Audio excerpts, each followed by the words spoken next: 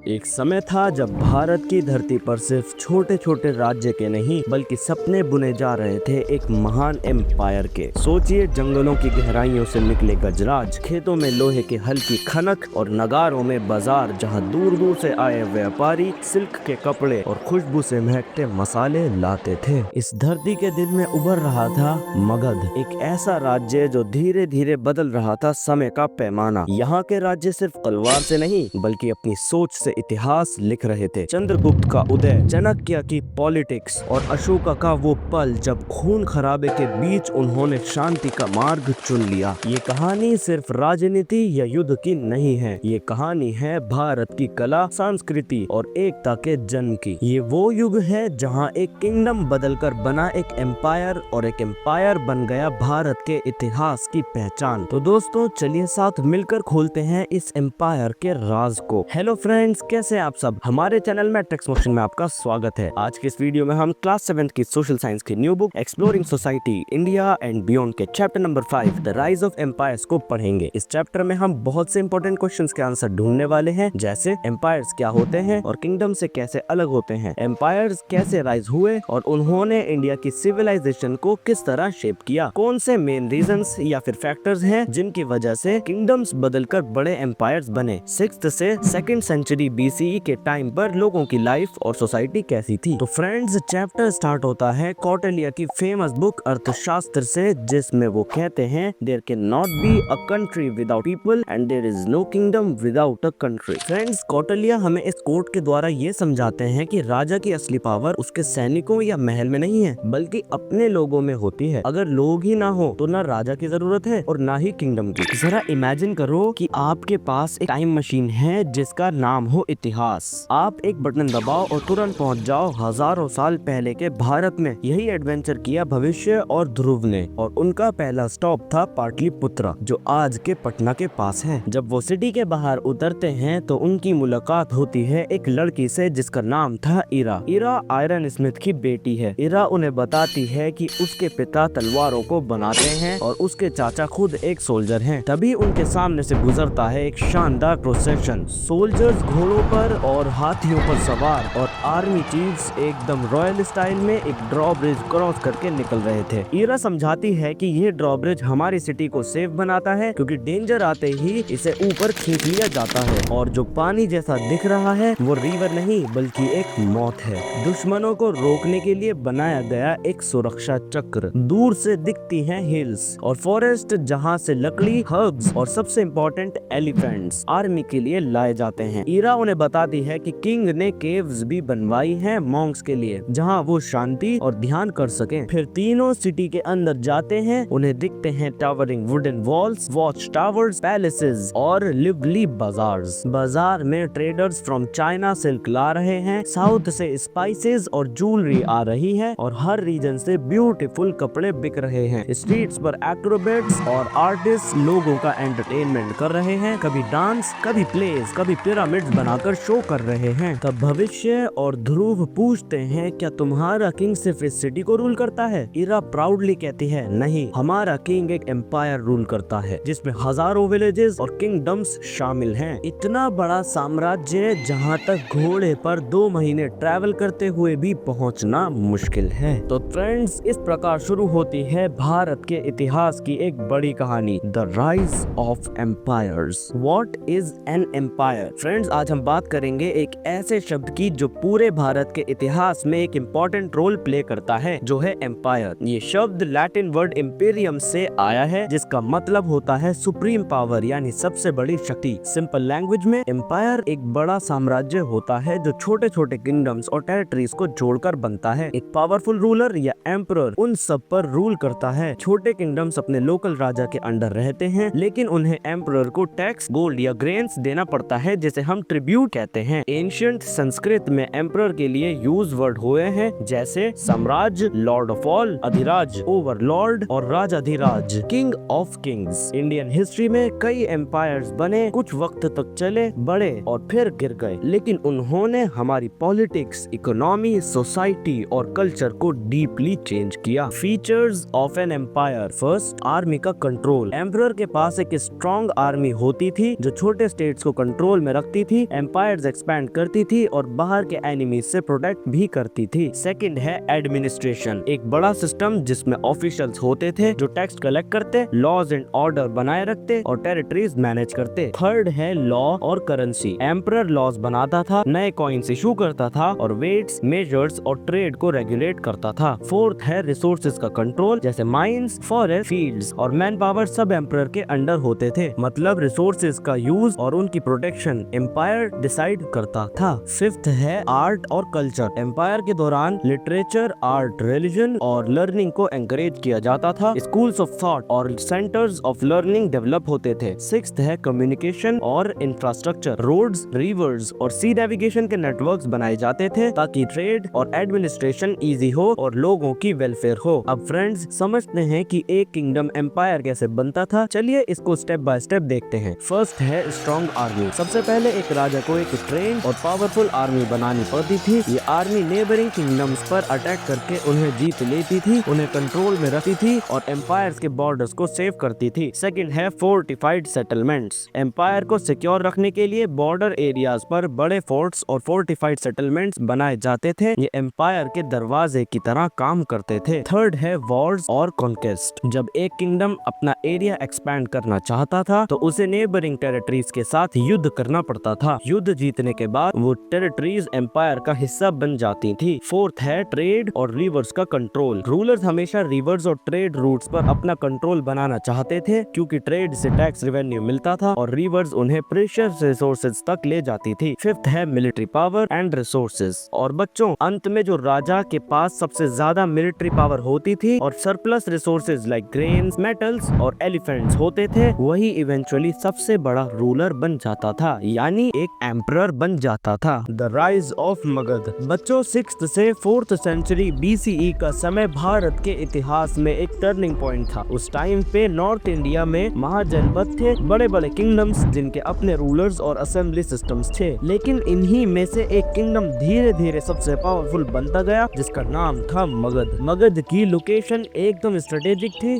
ये था गंगा प्लेन्स में जहाँ फर्टाइल लैंड थी फॉर एग्रीकल्चर, फॉरेस्ट थे फॉर टिम्बर और एलिफेंट्स और नियर बाय हिल से आयरन ओर मिलता था। आयरन की वजह से फार्मिंग में नए टूल्स आए और आर्मी के लिए शार्प और लाइट वेपन्स बन पाए। इससे मगध की एग्रीकल्चर और मिलिट्री दोनों ही स्ट्रॉन्ग हो गई। जब सरप्लस फूड ग्रेन्स प्रोड्यूस होने लगे, लोग सिर्फ खेती तक सीमित नहीं रहे, वो आर्ट्स और क्राफ्ट्स में भी इन्वॉल्व होने लगे। ये चीजें एम्पायर के अंदर भी डिमांड में थी और बाहर के ट्रेड रूट्स तक भी जाती थी। और गंगा और सोन नदियों ने मगध को एक और बड़ा एडवांटेज दिया क्योंकि ये रिवर्स, ट्रांसपोर्टेशन और ट्रेड के लिए परफेक्ट थी। इसी फर्टाइल बेस पर उठे पावरफुल रूलर्स जैसे अजात शत्रु, जिन्होंने मगध को एक बड़े सेंटर ऑफ पावर में बदल दिया। और फिर आया 5th सेंचुरी BCE का समय जब महापद्म नंदा ने नंदा डायनेस्टी की फाउंडेशन रखी। उन्होंने छोटे किंगडम्स को यूनाइट करके अपना एम्पायर एक्सपैंड किया अक्रॉस ईस्टर्न और नॉर्दर्न इंडिया। अपनी इकोनॉमिक पावर को दिखाने के लिए उन्होंने silver punch marked coins issue किए जो आप इमेज में देख रहे हो। मगध के समय में एक और इम्पोर्टेंट पर्सनालिटी थी पणिनि, एक संस्कृत स्कॉलर जिन्होंने फेमस अष्टध्यायी लिखी जिसमें संस्कृत ग्रामर के 3996 रूल्स दिए गए। ये दिखाता है कि उस समय सिर्फ पॉलिटिक्स और वॉर्स नहीं बल्कि नॉलेज और लर्निंग भी अपने पीक पर थी। और हाँ, ये पीरियड का एविडेंस हमें मिलता है सांची स्तूपा के पैनल से जिसमें सोल्जर्स, एलिफेंट्स और हॉर्सेस हमें दिखाई देते हैं। ये मगध की मिलिट्री पावर का एक क्लियर प्रूफ है। लेकिन दोस्तों हर एम्पायर की कहानी परफेक्ट नहीं होती। नंदा डायनेस्टी के लास्ट रूलर धनानंदा बहुत वेल्दी थे लेकिन लोगों को ऑप्रेस और एक्सप्लॉइट करते थे। इसी वजह से वो अनपॉपुलर हो गए और यही वीकनेस बनी जिससे उनका एम्पायर गिर गया और एब्जॉर्ब हो गया एक और भी बड़े साम्राज्य में जो था Mauryan empire. The arrival of the Greeks. बच्चों सोचो, एक तरफ ईस्ट में मगध अपना एम्पायर स्ट्रॉन्ग कर रहा है और दूसरी तरफ नॉर्थ वेस्ट इंडिया में एक नया तूफान आने वाला है जो है अलेक्जेंडर द ग्रेट का अराइवल। अलेक्जेंडर मैसेडोनिया का यंग और पावरफुल किंग था। सिर्फ 20s की एज में उसने पर्शियन एम्पायर को हरा दिया और 3 कॉन्टिनेंट्स तक अपना बड़ा साम्राज्य बना लिया और फिर वो अपने सोल्जर्स के साथ इंडिया के नॉर्थ वेस्ट तक आ पहुंचा। यहाँ उसका सामना हुआ एक बहादुर इंडियन किंग से जिसका नाम था राजा पोरस। ये लड़ाई हिस्ट्री में फेमस है as the battle of Hydaspes. Porus ने अपने एलिफेंट्स और सोल्जर्स के साथ इतनी शानदार फाइट की कि अलेक्जेंडर खुद भी इंजर्ड हो गया। लेकिन पोरस की ब्रेवरी से वो इतना इम्प्रेस्ड हुआ कि जीतने के बाद भी उसने पोरस को पनिश नहीं किया बल्कि रूलर बनाए रखा। अलेक्जेंडर अपने कंकर्ड रीजन्स में सैट्रैप्स यानी गवर्नर्स अपॉइंट करता था जो अपनी मर्जी से टेरिटरीज को मैनेज करते थे, लेकिन इतना लंबा सफर करके सोल्जर्स थक गए थे। गंगा के पार जाने से उन्होंने इनकार कर दिया था और जब अलेक्जेंडर वापस गया तो उसकी आर्मी ने डेजर्ट और टफ रूट्स में बहुत सफर किया। भूख, थर्स्ट और डिसीज ने उन्हें कमजोर कर दिया। एक और इंटरेस्टिंग कहानी भी है अलेक्जेंडर की मीटिंग विद इंडियन सेजेस जिन्हें ग्रीक्स कहते हैं द जिम्नोसोफिस्ट्स। अलेक्जेंडर ने उनसे ट्रिकी क्वेश्चंस पूछे जैसे व्हिच इज स्ट्रॉन्गर, लाइफ और डेथ। उन्होंने कामली जवाब दिया लाइफ, क्योंकि डेथ के बाद भी लाइफ की याद रहती है। ये सिंपल पर डीप आंसर सुनकर अलेक्जेंडर इम्प्रेस्ड हो गए और उन्हें पनिश नहीं किया। Life in the Mauryan period. Friends सोचो एक ऐसी सिटी जहाँ चौड़ी और वाइड स्ट्रीट्स हो, बड़े बड़े महल और पब्लिक बिल्डिंग्स खड़ी हो और हर तरफ ट्रेड और बिजनेस की गूंज हो। यही थी पाटलिपुत्रा, द मौर्यन एम्पायर की कैपिटल। यहाँ से पूरा गवर्नेंस कंट्रोल होता था। एक ऑर्गेनाइज्ड, मुनासिब और इजी टैक्सेशन सिस्टम और अच्छा व्यापार या ट्रेड की वजह से सरकारी खजाने हमेशा भरे रहते थे, जिससे एम्पायर और ज्यादा ग्रो करता था। मेगास्थीन्स जो एक ग्रीक एम्बेसडर था,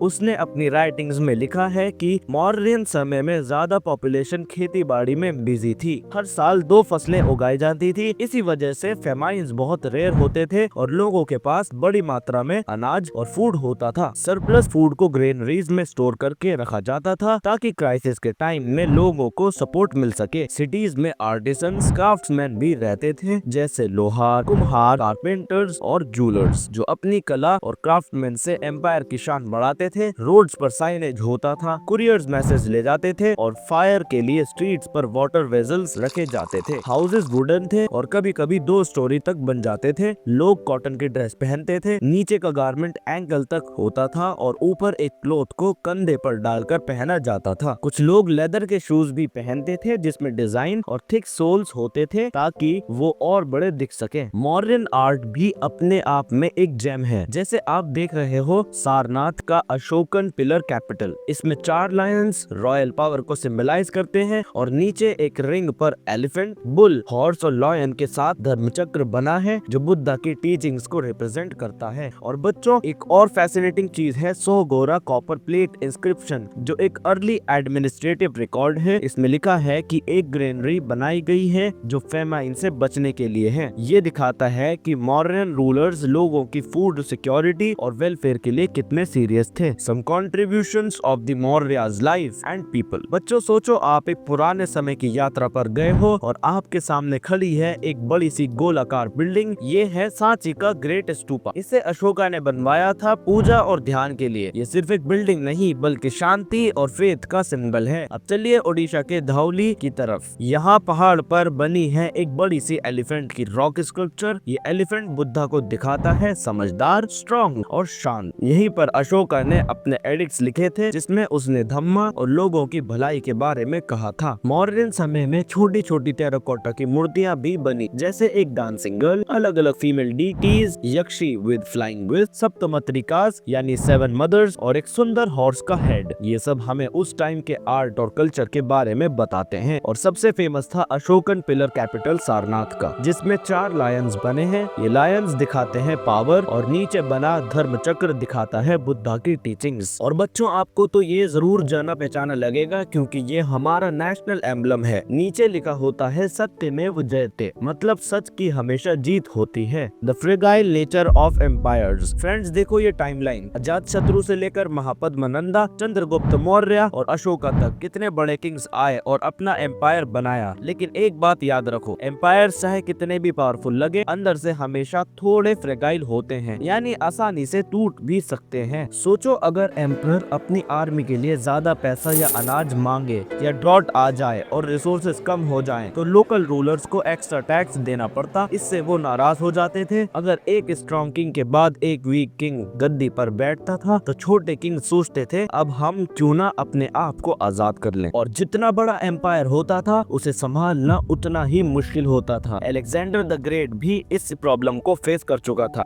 दूर के एरिया सबसे पहले अलग हो जाते थे। कभी कभी फ्लड्स या लंबी सूखा यानी ड्रॉट भी एम्पायर को वीक कर देते थे। इसलिए हिस्टोरियंस कहते हैं एम्पायर एक पैराडॉक्स है। एक तरफ ये पीस और प्रोस्पेरिटी लाते हैं जैसे मौर्यन एम्पायर ने किया, दूसरी तरफ वो वॉर और फोर्ट से बने होते हैं जो उन्हें अंदर से कमजोर बनाता है। तो बच्चों समझ लो, एम्पायर का राइज तो होता है लेकिन उनका गिरना भी उतना ही नेचुरल है। तो दोस्तों ये थी कहानी राइज ऑफ एम्पायर्स की, एक सफर जो हमें बताता है कि कैसे बड़े बड़े साम्राज्य बनते हैं और फिर धीरे धीरे गिर जाते हैं। हिस्ट्री हमेशा हमें एक बात सिखाती है कि पावर और ग्लोरी के साथ साथ सच, शांति और एकता ही सबसे ज्यादा इम्पोर्टेंट है। तो अगर आपको ये वीडियो पसंद आई हो तो हमारे चैनल मैट्रिक्स मिशन को आप सब्सक्राइब भी कर लीजिए और अपने दोस्तों के साथ शेयर भी कर लीजिए और इस वीडियो को लाइक भी कर दीजिए। तो keep learning and keep exploring.